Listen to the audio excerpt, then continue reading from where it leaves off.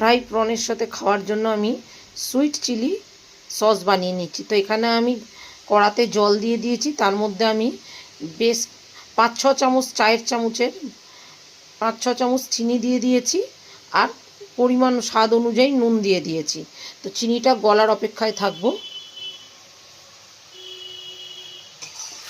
এই রকম বড় চামচের 6-7 চামচ চিনি দিয়েছি, 5-6 চামচ না, 6-7 চামচ চিনি দিয়েছি, আর লবণ দিয়ে দিয়েছি।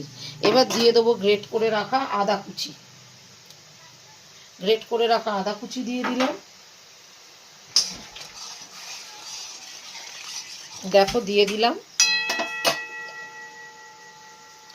এবার দিয়ে দেবো, আমি এখানে কিছুটা শুকনো লঙ্কা কুচিয়ে রেখেছি। তোমাদের যদি চিলি ফ্লেক্স থাকে অবশ্যই তোমরা চিলি ফ্লেক্স দিয়ে দিতে পারো। আমার কাছে চিলি ফ্লেক্সটা নেই, তাই আমি শুকনো লঙ্কা কুচিয়ে দিলাম।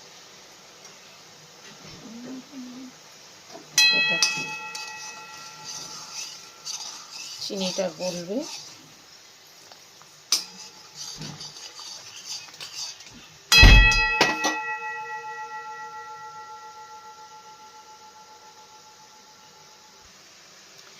এইবার আমি এর মধ্যে, জলটা ফুটে গেছে, চিনি গলে গেছে, এবার এর মধ্যে আমি কিছুটা বেশ পরিমাণ মতন হোয়াইট ভিনিগার দিয়ে দেবো।